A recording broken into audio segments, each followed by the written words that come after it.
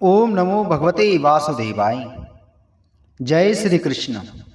नमस्कार दोस्तों, भक्ति ज्ञान 108 के में आप सभी का स्वागत है। दोस्तों, आज मैं आपको बृहस्पतिवार की व्रत कथा सुना रहा हूं। प्राचीन समय की बात है। भारत में एक राजा राज्य करता था। वह बड़ा प्रतापी तथा दानी था।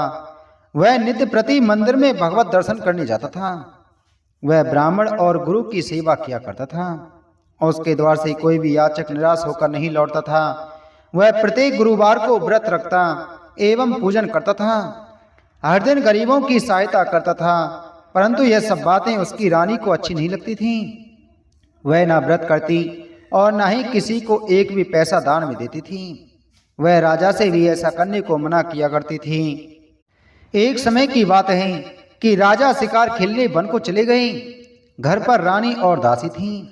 उस समय गुरु बृहस्पति साधु का रूप धारण कर राजा के दरवाजे पर भिक्षा मांगने आए। साधु ने रानी से भिक्षा मांगी तो वह कहने लगे, हे साधु महाराज, मैं इस दान और पुण्य से तंग आ गई हूँ। इस कार्य के लिए तो मेरे पतिदेव ही बहुत हैं। अब आप ऐसी कृपा करें कि सारा धन नष्ट हो जाए तथा मैं आराम से रह सकूं। साधु रूपी बृहस्पति देव ने कहा, हे देवी, तुम बड़ी विचित्र हो। संतान और धन से कोई दुखी नहीं होता है, इसको सभी चाहते हैं। पापी भी पुत्र और धन की इच्छा करता है। अगर तुम्हारे पास धन अधिक है तो तुम भूखे मनुष्यों को भोजन कराओ, प्याऊ लगवाओ, ब्राह्मणों को दान दो, धर्मशाला बनवाओ, कुआं, तालाब, बावड़ी, बाग, बगीचे आदि का निर्माण कराओ तथा निर्धनों की कुंवारी कन्याओं का विवाह कराओ। साथ ही यज्ञ आदि करो। इस प्रकार के कर्मों से आपके कुल का और आपका नाम परलोक में भी सार्थक होगा एवं तुम्हें भी स्वर्ग की प्राप्ति होगी। परंतु रानी साधु की इन बातों से खुश नहीं हुई। उसने कहा, हे साधु महाराज, मुझे ऐसे धन की आवश्यकता नहीं जिसको मैं अन्य लोगों को दान देती फिरूं तथा जिसको रखने और संभालने में ही मेरा सारा समय नष्ट हो जाए। साधु ने कही, हे देवी, यदि तुम्हारी ऐसी ही इच्छा है तो जैसा मैं तुम्हें बताता हूं तुम वैसा ही करना। बृहस्पतिवार के दिन घर आंगन को गोबर से लीपना, अपने केशों को पीली मिट्टी से धोना, केशों को धोते समय स्नान करना, राजा से कहना वह हजामत करवाई, भोजन में मांस मदिरा खाना, कपड़े धोबी के यहाँ धुलने देना। इस प्रकार 7 बृहस्पतिवार करने से तुम्हारा सारा धन नष्ट हो जाएगा। यह कहकर साधु महाराज रूपी बृहस्पतिदेव अंतर्ध्यान हो गए। रानी ने साधु के कहने के अनुसार 7 बृहस्पतिवार तक वैसा ही करने का विचार किया। साधु के बताए अनुसार कार्य करते हुए केवल 3 बृहस्पतिवार ही बीते थे कि उसकी समस्त धन संपत्ति नष्ट हो गई। भोजन के लिए दोनों समय परिवार तरसने लगा तथा सांसारिक भोगों से दुखी रहने लगा। तब राजा रानी से कहने लगा कि हे रानी, तुम यहाँ पर रहो, मैं दूसरे देश को जाता हूँ, क्योंकि यहाँ पर मुझे सभी मनुष्य जानते हैं, इसलिए मैं यहाँ कोई कार्य नहीं कर सकता। मैं अब परदेश जा रहा हूँ, वहाँ कोई काम धंधा करूँगा, शायद हमारे भाग्य बदल जाएं। ऐसा कहकर राजा परदेश चला गया।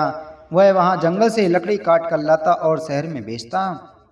इस तरह जीवन व्यतीत करने लगा। इधर राजा के बिना रानी और दासियां दुखी रहने लगीं। किसी दिन भोजन मिलता और किसी दिन जल पीकर ही रह जाती। एक समय रानी और दासियों को 7 दिन बिना भोजन के व्यतीत करने पड़े। तो रानी ने अपनी दासी से कहा, हे दासी, यहाँ पास ही के नगर में मेरी बहन रहती है, वह बड़ी धनवान है, तो उसके पास जा और वहां से 5 सेर बीजर मांग करके ले आ, जिससे कुछ समय के लिए गुजर हो जाएगा। दासी रानी की बहन के पास गई।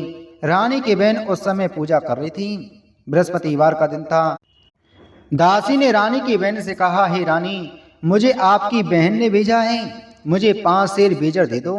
दासी ने यह बात अनेक बार कही, परंतु रानी की बहन ने कोई उत्तर नहीं दिया, क्योंकि वह उस समय बृहस्पतिवार की कथा सुन रही थी। जब दासी को रानी की बहन से कोई उत्तर नहीं मिला तो वह बहुत दुखी हुई। उसे क्रोध भी आया। वह लौटकर रानी से बोली, हे रानी, आपकी बहन बहुत ही घमंडी है, वह छोटे लोगों से बात भी नहीं करती। मैंने उससे कहा तो उसने कोई उत्तर नहीं दिया। मैं वापस चली आई। रानी बोली, देखो दासी, इसमें उसका कोई दोष नहीं। जब बुरे दिन आते हैं तब कोई सहारा नहीं देता। अच्छे बुरे का पता विपत्ति में ही लगता है। जो ईश्वर की इच्छा होगी वही होगा। यह सब हमारे भाग्य का दोष है। उधर रानी की बहन ने सोचा कि मेरी बहन की दासी आई थी, परंतु मैं उससे नहीं बोली। इससे वह बहुत दुखी हुई होगी। अतः कथा सुन और विष्णु भगवान का पूजन समाप्त कर वह अपनी बहन के घर आई और कहने लगी, हे बहन, मैं बृहस्पतिवार का व्रत कर रही थी। तुम्हारी दासी हमारे घर गई थी, परंतु जब तक कथा होती है तब तक हम लोग ना उठते ही ना बोलते ही, इसलिए मैं नहीं बोली। कहो दासी क्यों गई थी? रानी बोली, बहन, हमारे घर अनाज नहीं था। वैसे तुमसे कोई बात छिपी नहीं है, इस कारण मैंने दासी को तुम्हारे पास 5 सेर बीजल लेने के लिए भेजा था। रानी की बहन बोली, बहन देखो, बृहस्पति भगवान सबकी मनोकामना पूरी करते हैं। देखो शायद तुम्हारे घर में ही अनाज रखा हो। यह सुनकर दासी घर के अंदर गई तो वहां उसे गड़ा बीजल का भरा मिल गया। उसे बड़ी हैरानी हुई, क्योंकि उसने एक एक बर्तन देख लिया था। उसने बाहर आकर रानी को बताया। दासी रानी से कहने लगी कि हे रानी, देखो, वैसे हमको जब अन्न नहीं मिलता तो हम रोज ही व्रत करते हैं। अगर इनसे व्रत की विधि और कथा पूछ ली जाए तो उसे हम भी कर लिया करेंगे। दासी के कहने पर रानी ने अपनी बहन से बृहस्पतिवार व्रत के बारे में पूछा। उसकी बहन ने बताया, हे रानी बहन, बृहस्पतिवार को सूर्योदय से पूर्व उठकर स्नान करके बृहस्पतिवार का व्रत करना चाहिए, लेकिन उस दिन सिर नहीं धोना चाहिए। बृहस्पतिवार के व्रत में चने की दाल और मुनक्कों से विष्णु भगवान का केले के वृक्ष की जड़ में पूजन करें तथा दीपक जलावें। उस दिन एक ही समय भोजन करें। भोजन पीले खाद्य पदार्थ का करें तथा कथा सुने। इस प्रकार करने से गुरु भगवान प्रसन्न होते हैं, अन्न पुत्र धन देते हैं, मनोकामना पूर्ण करते हैं। इस तरह व्रत और पूजन की विधि बताकर रानी की बहन अपने घर लौट गई। रानी और दासी ने निश्चय किया कि वे बृहस्पति भगवान का पूजन जरूर करेंगी। 7 दिन बाद जब बृहस्पतिवार आया तो उन्होंने व्रत रखा। घुड़साल में जाकर चना और गुड़ बीन लाई तथा चने की दाल से केले के जड़ में विष्णु भगवान का पूजन किया। अब भोजन कहाँ से आई? दोनों बड़ी दुखी हुई, परंतु उन्होंने व्रत किया था, इस कारण बृहस्पति भगवान प्रसन्न थे। वे एक साधारण व्यक्ति के रूप में 2 थालों में सुंदर पीला भोजन लेकर के आए और दासी को देकर बोले, हे दासी, यह भोजन तुम्हारे और रानी के लिए है, तुम दोनों करना। दासी भोजन पाकर बड़ी प्रसन्न हुई और रानी से बोली, रानी जी भोजन कर लो। रानी को भोजन आने के बारे में कुछ पता नहीं था, इसलिए वह दासी से बोली, जा तू ही भोजन कर, क्योंकि तू हमारी व्यर्थ में हंसी उड़ाती है। दासी बोली, एक व्यक्ति अभी भोजन दे गया है। रानी कहने लगी, वह भोजन तेरे लिए ही दे गया है, तू ही भोजन कर। दासी ने कहा, वह व्यक्ति हम दोनों के लिए 2 थालों में भोजन दे गया है, इसलिए मैं और आप दोनों ही साथ साथ भोजन करेंगी। फिर दोनों ने गुरु भगवान को नमस्कार कर भोजन प्रारंभ किया। उसके बाद वे प्रत्येक बृहस्पतिवार को गुरु भगवान का व्रत और पूजन करने लगी। बृहस्पति भगवान की कृपा से उनके पास धन हो गया, परंतु रानी फिर पहले की तरह से आलस करने लगी। तब दासी बोली, देखो रानी, तुम पहले भी इस प्रकार आलस करती थी, तुम्हें धन के रखने में कष्ट होता था, इस कारण सभी धन नष्ट हो गया। अब गुरु भगवान की कृपा से धन मिला है तो फिर तुम्हें आलस होता है। बड़ी मुसीबतों के बाद हमने यह धन पाया है, इसलिए हमें दान पुण्य करना चाहिए। तुम भूखे मनुष्यों को भोजन कराओ, प्याऊ लगवाओ, ब्राह्मणों को दान दो, कुआं, तालाब, बावड़ी आदि का निर्माण करवाओ, मंदिर पाठशाला बनवाकर दान दो, कुंवारी कन्याओं का विवाह करवाओ, धन को शुभ कार्यों में खर्च करो, जिससे तुम्हारे कुल का यश बढ़े तथा स्वर्ग प्राप्त हो और पितृ प्रसन्न हो। दासी की बात मानकर रानी ने इसी प्रकार के कर्म करने प्रारंभ किए, जिससे उनका काफी यश फैलने लगा। एक दिन रानी और दासी आपस में विचार करने लगी कि ना जाने राजा किस दशा में होंगे, उनकी कोई खोज खबर नहीं है। गुरु भगवान से उन्होंने प्रार्थना की और भगवान ने रात्रि में राजा को स्वप्न में कहा, हे राजा उठ, तेरी रानी तुझको याद करती है, अब अपने देश को लौट जा। राजा प्रातःकाल उठकर जंगल से लकड़ियां काटकर लाने के लिए जंगल की ओर चल पड़ा। जंगल से गुजरते हुए वह सोचने लगा, रानी की गलती से कितने दुख भोगने पड़े। राजपाट छोड़कर उसे जंगल में आकर रहना पड़ा। जंगल से लकड़ियां काटकर उन्हें बेचकर गुजारा करना पड़ा। उसी समय उस जंगल में बृहस्पति देव एक साधु का रूप धारण कराई और राजा के पास आकर बोले, ही लकड़ारे, तुम इस सुनसान जंगल में किस चिंता में बैठे हो, मुझे बतलाओ। यह सुन राजा के नेत्रों में जल भर आया और साधु की वंदना कर बोला, हे प्रभु, आप सब कुछ जानने वाले हैं। इतना कहकर राजा ने साधु को अपनी संपूर्ण कहानी सुना दी। महात्मा तो स्वभाव से ही दयालु होते हैं। वे राजा से बोले, हे राजा, तुम्हारी पत्नी ने बृहस्पति देव के प्रति अपराध किया था, जिसके कारण तुम्हारी यह दशा हुई। अब तुम किसी प्रकार की चिंता मत करो, भगवान तुम्हें पहले से अधिक धन देंगे। देखो, तुम्हारी पत्नी ने बृहस्पतिवार का व्रत करना प्रारंभ कर दिया है। अब तुम भी बृहस्पतिवार का व्रत करके चने की दाल व गुड़ जल के लोटे में डालकर केले का पूजन करो, फिर कथा कहो या सुनो, भगवान तुम्हारी सब मनोकामनाओं को पूर्ण करेंगे। साधु को प्रसन्न देखकर राजा बोला, हे प्रभु, मुझे लकड़ी बेचकर इतना पैसा भी नहीं बचता जिससे भोजन करने के उपरांत कुछ बचा सकूं। मैंने रात्रि में अपनी रानी को व्याकुल देखा है, मेरे पास कोई साधन नहीं जिससे समाचार जान सकूं। फिर मैं बृहस्पति देव की कौन सी कहानी कहूं या सुनूं, मुझको तो कुछ भी मालूम नहीं है। साधु ने कहा, हे राजा, तुम किसी बात की चिंता मत करो। बृहस्पतिवार के दिन तुम रोजाना की तरह लकड़ियां लेकर शहर में जाओ, तुम्हें रोज से दोगुना धन प्राप्त होगा, जिससे तुम भली भांति भोजन कर लोगे तथा बृहस्पति देव की पूजा का सामान भी आ जाएगा। साधु ने कहा, हे राजन, बृहस्पति देव की कथा इस प्रकार है।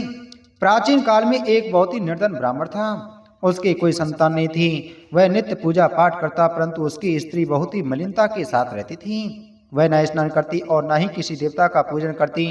प्रातः काल उठते ही सर्वप्रथम भोजन करती, बाद में कोई अन्य कार्य करती। ब्राह्मण देवता बहुत दुखी रहते थे, पत्नी को बहुत समझाते किंतु उसका कोई परिणाम न निकलता। भगवान की अनुकंपा से एक समय उस ब्राह्मण की पत्नी गर्भवती हुई और उसने 10वें महीने एक सुंदर कन्या को जन्म दिया। निर्धन ब्राह्मण कन्या के जन्म से बहुत दुखिया। धीरे धीरे ब्राह्मण की कन्या बड़ी होने लगी। बचपन से ही उस कन्या की रुचि भगवान विष्णु की पूजा में थी। वह प्रातः उठते ही स्नान आदि करके भगवान विष्णु की पूजा करने मंदिर में जाती थी। बृहस्पतिवार को व्रत करके विधिवत पूजा पाठ करती थी। पूजा पाठ के बाद वह पढ़ने के लिए पाठशाला में जाती थी। घर से चलते हुए वह मुट्ठी भर जौ साथ लेकर जाती और पाठशाला के रास्ते में थोड़ी थोड़ी जौ गिराती जाती थी। जब वह पाठशाला से घर लौटती तो जौ के वह दाने सोने में बदले हुए मिलते थे। लड़की सभी सोने के दाने बिन लाती थी। एक दिन जब वह सोने के दानों को साफ कर रही थी तो उसकी माँ ने कहा, बेटी, सोने के दाने साफ करने के लिए तो सोने का सूप भी होना चाहिए। अगले दिन बृहस्पतिवार था। उसने भगवान बृहस्पति देव की पूजा करते हुए प्रार्थना की, हे भगवान, यदि मैंने आपका व्रत विधिवत किया हो तो मुझे सोने का सूप दे दो। भगवान बृहस्पति देव ने उसकी मनोकामना पूरी करने का वचन दिया। पाठशाला से लौटते समय उसे रास्ते में सोने का सूप पड़ा हुआ मिला। घर लौटकर सोने का सूप अपनी माँ को दिखाकर वह सोने के दाने साफ करने लगी। उसी समय नगर का राजकुमार उसके घर के पास से गुजरा और सुंदर लड़की को सोने के सूप में जौ साफ करते देख राजकुमार उस पर मोहित हो गया। महल में लौटकर राजकुमार ने राजा से उस लड़की से विवाह करने की इच्छा प्रकट की तो राजा ने ब्राह्मण को महल में बुलाकर राजकुमार से उसकी लड़की से विवाह की बात कही। ब्राह्मण तैयार हो गया। धूमधाम से उस लड़की का विवाह राजकुमार से हो गया। दुल्हन बनकर ब्राह्मण की लड़की महल में चली गई। लड़की के चले जाने से ब्राह्मण फिर निर्धन हो गया। उसे कई कई दिन भोजन भी नहीं मिलता था। बहुत दुखी होकर ब्राह्मण एक दिन अपनी लड़की के पास गया। उसने पिता से निर्धनता का समाचार सुनकर उसने बहुत सा धन देकर पिता को विदा किया। उस धन से ब्राह्मण के कुछ दिन तो आराम से गुजर गई, लेकिन जल्दी ही फिर भूखों मरने की हालत हो गई। ब्राह्मण अपनी लड़की से धन लेने के लिए फिर महल में पहुंचा। लड़की ने पिता की बुरी हालत देखकर कहा, पिताजी, आखिर आप कब तक मुझसे धन लेकर जीवन यापन करेंगे? आप कोई ऐसा उपाय क्यों नहीं करते जिससे आपका घर धन संपत्ति से भर जाए?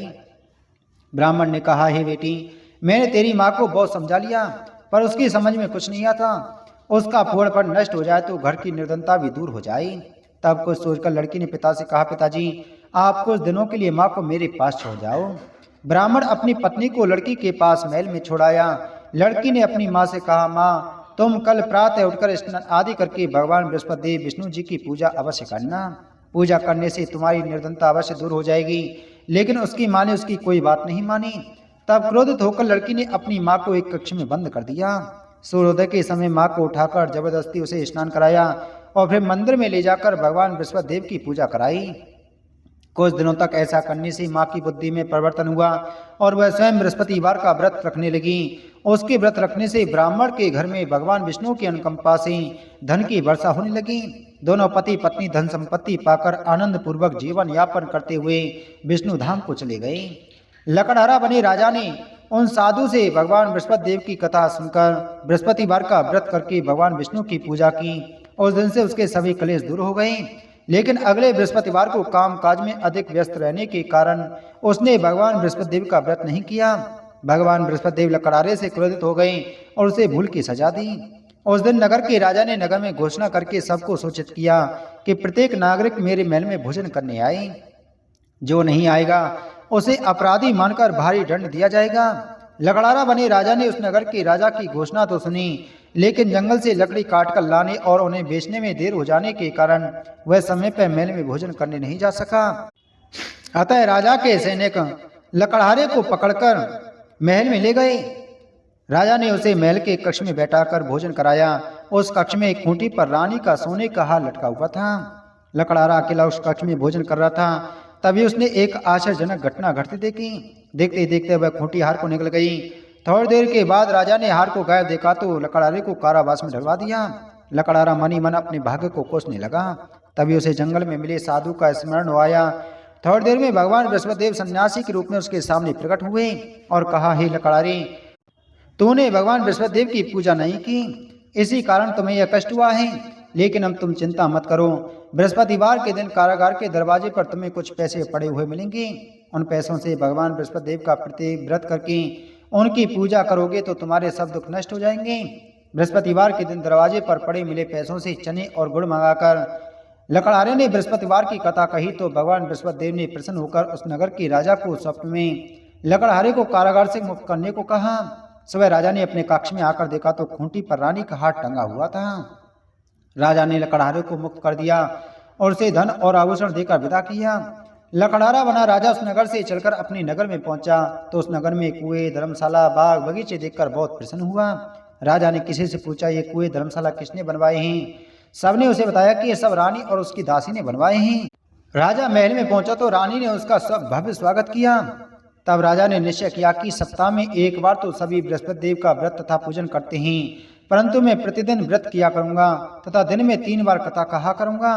अब राजा हर समय दुसाले में चने की दाल बांधे रहता तथा दिन में 3 बार बृहस्पतिदेव की कथा कहता। कुछ दिनों के बाद राजा को अपनी बहन की याद आई। एक दिन घोड़े पर सवार होकर राजा अपनी बहन से मिलने के लिए चल दिया। अभी राजा नगर के बाहर पहुंचा ही था कि उसने कुछ लोगों को एक शव को ले जाते हुए देखा। राजा को स्मरण हो आया कि आज उसने किसी को बृहस्पतिवार की व्रत कथा नहीं सुनाई है। राजा ने उन लोगों को रोककर कहा, भाइयों, आप सबको ले जाने से पहले मुझसे बृहस्पतिवार की कथा सुन लें। लोगों ने राजा पर क्रोधित होते हुए कहा, तुम पागल तो नहीं हो गए हो? लेकिन कुछ बड़े बूढ़े लोगों ने कहा, अच्छा भाई, साथ में चलते चलते तुम अपनी कथा भी सुना लो। राजा ने चलते हुए आधी कथा ही सुनाई थी कि सब हिलने लगा। राजा की पूरी कथा सुनाते ही सब उठकर बैठ गया। लोगों ने हैरानी से दांतों तले उंगली दबाई और अगले बृहस्पतिवार से भगवान बृहस्पतिदेव का व्रत करने व कथा सुनने का निश्चय कर लिया। अब घोड़े पर सवार राजा चलते हुए किसान के पास पहुंचा। किसान अपने खेत में हल चला रहा था। राजा ने कहा, अरे भाई, मुझसे बृहस्पतिवार की कथा सुन लो। किसान झुंझला कर बोला, अरे भाई, देख नहीं रहे? जितनी देर तक तुम्हारी कथा सुनूंगा उतनी देर में तो पूरे खेत में हल चला लूंगा। राजा निराश होकर चलने लगा। तभी किसान के बैल लड़खड़ाकर जमीन पर जा गिरे। किसान के पेट में भी जोरों का दर्द होने लगा। उस किसान की पत्नी जब खाना लेकर आई तो उसने किसान से इस बारे में पूछा। किसान ने घुड़सवार की पूरी कहानी सुनाई। किसान की पत्नी दौड़ती हुई राजा के पास पहुंचकर हाथ जोड़कर बोली, भैया, मैं तुम्हारी कथा सुनने को तैयार हूँ। राजा ने उसके साथ खेत पर पहुंचकर बृहस्पतिवार की कथा सुनाई। तभी बैल उठकर खड़ी हो गई। किसान के पेट का दर्द भी तुरंत ठीक हो गया। राजा अपनी बहन के घर पहुंचा तो उसकी बहुत आवभगत हुई। अगले दिन सुबह उठकर राजा ने देखा घर के सभी लोग भोजन कर रहे हैं। किसी भूखे को बृहस्पतिवार की कथा सुनाए बिना राजा भोजन नहीं करता था। उसने बहन से कहा, बहन, क्या घर में कोई ऐसा व्यक्ति है जिसने अभी तक भोजन ना किया हो? उसकी बहन बोली, भैया, हमारे घर में तो क्या आपको पूरे नगर में कोई ऐसा व्यक्ति नहीं मिलेगा जिसने सुबह सुबह भोजन नहीं किया हो। तब राजा ने बहन के घर से निकलकर उस नगर में बिना भोजन किए व्यक्ति की तलाश की। एक गडरिये के घर में उसका बेटा बीमार होने के कारण भूखा रह गया था। राजा ने उसको जाकर बृहस्पतिवार की कथा सुनाई। कथा सुनते सुनते गडरिये का बीमार बेटा बिल्कुल ठीक हो गया। सबने राजा की बहुत प्रशंसा की। एक दिन राजा ने अपनी बहन से कहा, बहन, अब हम अपने घर जाना चाहते हैं, तुम भी हमारे साथ चलो, कुछ दिन वहां रहकर लौट आना। राजा की बहन ने अपनी सास से पूछा तो सास ने ताने देते हुए कहा, बहू, मायके जाना तो अकेली जाना, मेरे पोतों को नहीं ले जाना। तुम्हारे भाई की कोई संतान नहीं है, कहीं तुम्हारी भाभी मेरे पोतों पर कोई जादू टोना ना कर दें। दूसरे कक्ष में बहन की सास की बातें सुनकर राजा दुखी मन से अकेला ही अपने नगर को लौट गया। रानी ने राजा से कहा, आप तो अपनी बहन को साथ लाने की बात कहकर गए थे, फिर बहन को साथ क्यों नहीं लाई? तब राजा ने दुखी होते हुए कहा, रानी, हमने संतान हैं, इसलिए कोई हमारे घर आना पसंद नहीं करता। रानी ने राजा को समझाया, हे प्राणनाथ, हमें बृहस्पति देव ने सब कुछ दिया है, अब भगवान बृहस्पति देव हमें संतान भी अवश्य देंगे। बृहस्पतिवार को विधिवत व्रत करते हुए राजा रानी ने भगवान बृहस्पति देव से संतान के लिए प्रार्थना की। कुछ दिनों के बाद उन्होंने स्वप्न में दर्शन देते हुए कहा, हे राजन, तेरी मनोकामना अवश्य पूरी होगी। एक सप्ताह बाद ही रानी गर्भवती हो गई। 10वें महीने रानी ने एक सुंदर पुत्र को जन्म दिया। राजा रानी जीवन पर्यंत बृहस्पतिवार का व्रत करते रहे। उनके घर में धन की वर्षा होती रही। इस तरह आनंद पूर्वक जीवन यापन करते हुए राजा रानी भगवान बृहस्पति देव की अनुकंपा से मोक्ष को प्राप्त करके सीधे बैकुंठ धाम को चले गए। बृहस्पतिवार को विधिवत व्रत करके जो स्त्री पुरुष भगवान विष्णु की पूजा करते हैं, भगवान उनकी सभी मनोकामनाएं पूर्ण करते हैं। इति श्री बृहस्पतिवार व्रत कथा संपूर्णम। बोलो विष्णु भगवान की जय।